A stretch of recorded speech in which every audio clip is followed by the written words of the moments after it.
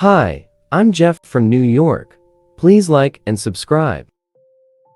Young Billionaire, Season 2, Episode 22, Meeting Hailey. When they saw the vicious wound that Jeff had inflicted on Slayer, everyone was shocked. When the girls saw the blood, they screamed and threw themselves into their boyfriend's arms.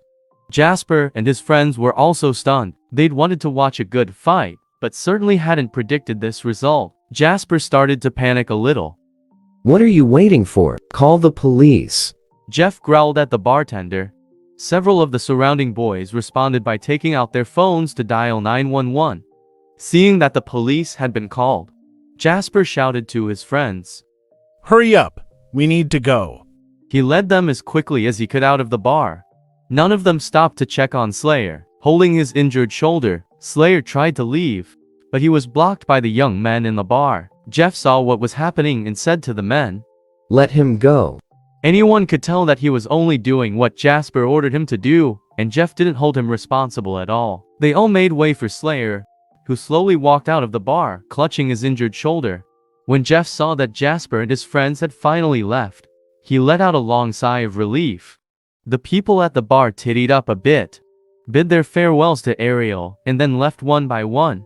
Ariel had been sitting beside Jeff, watching what was happening.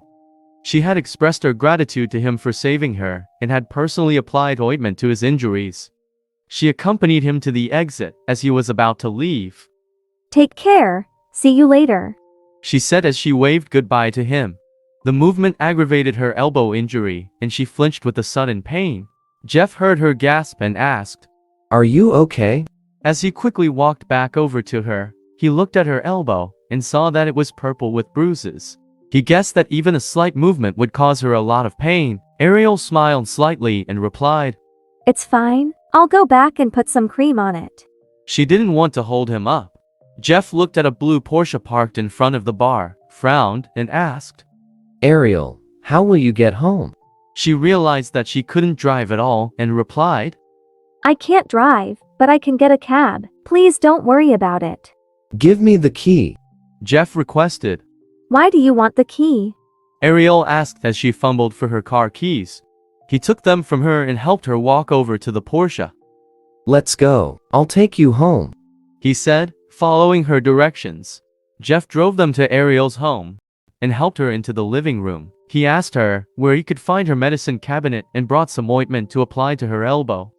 As she sat on the sofa in the living room, Jeff held her arm and carefully applied the balm. Watching Jeff's meticulous concentration and remembering how he had risked his life to save her in the bar, Ariel's feelings for him started to grow. She felt happy and a little giggly. While she was daydreaming about him, Jeff was engrossed in his thoughts. He felt a sudden gust of air on his face, and as he looked up, he glimpsed a black shadow smashing down toward his head. He dropped Ariel's hand and dodged to the side. Hailey, no. Ariel shouted loudly. Luckily, Jeff was able to get out of the way in time and the missile had missed him. When he stood up to see what had happened, he saw a 12 or 13-year-old girl in pajamas holding a rolling pin. He realized that she had thrown the rolling pin at him and missed, then grabbed it from the floor and rushed toward him again, brandishing it in her hand. Hailey, what are you doing?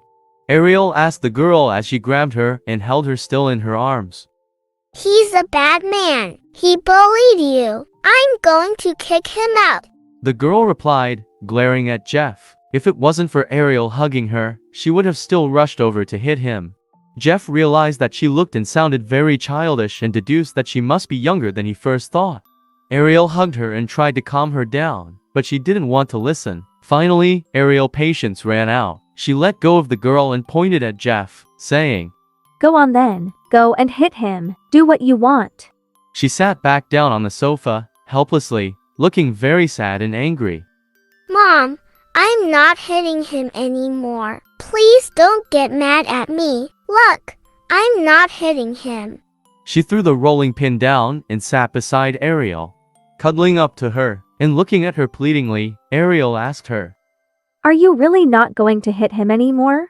She replied. I promise I won't. Mom, please don't be angry with me. She was still afraid that Ariel would punish her. All right, as you're being so obedient now, I won't be angry. Ariel said as she hugged her. Then she looked at Jeff and said, Come over here. He walked over and sat in front of Ariel and Hailey, noticing that although the girl was pretty, she looked nothing like her mother. He also thought that the girl looked a little dazed. Ariel addressed her daughter. Hailey, I'll introduce you. This is Jeff. He's a good friend of your mom's. When you see him in the future, you mustn't be as rude as you were today. Do you understand? Okay. She replied without much interest. Jeff nodded to her in a friendly manner. However, it was clear that she was only pretending to agree. The look she gave Jeff was filled with hostility. Ariel sighed helplessly. Did we wake you up? She asked the child. Come on, Mom will take you back to bed. Jeff, wait here. She continued as she held Hailey's hand and led her toward one of the bedrooms. Mom, tell me a bedtime story. Otherwise, I won't be able to sleep. Tell me the story of that astronaut who went up to heaven. Okay, the astronauts were floating in the space station. Outside the porthole was the vast space. Suddenly, the astronaut heard a da-da sound coming from outside the porthole. Oh no, ghosts. I'm scared. Is there a ghost outside the porthole? Jeff could hear Ariel and Hailey talking in the bedroom.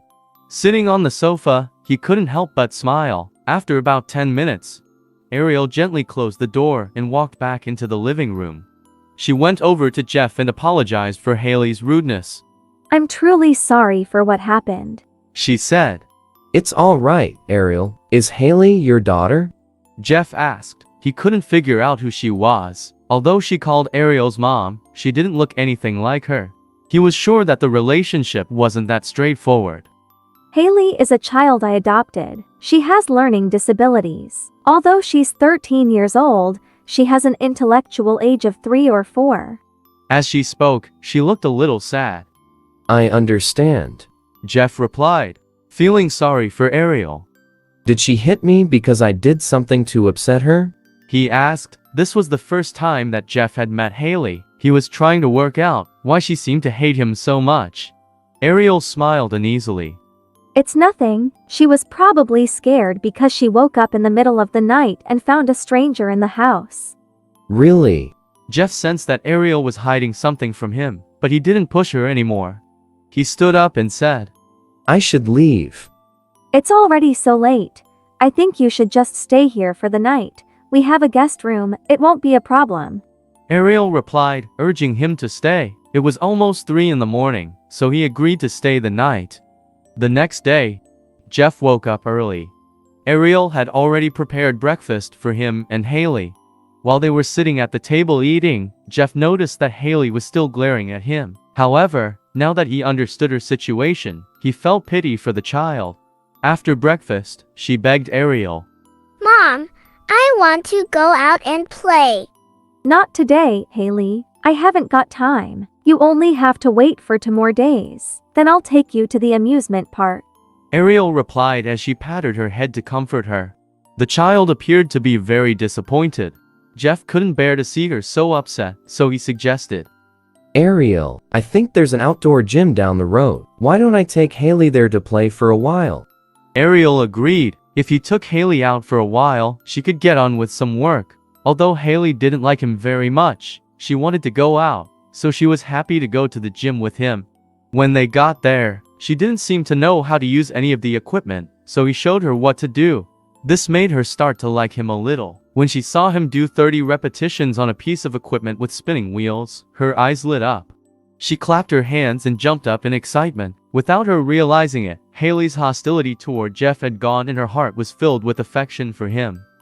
I want to ride a big horse. She told him excitedly. To ride a big horse? He asked. In confusion, she walked up to him and told him to crouch down. Then, without any hesitation, she climbed onto his back, aptly patted his head and said, Go, boy. Jeff was speechless. This must be what she means by riding a big horse. He thought. Hailey slapped her palm on his head and said, Yeah, go.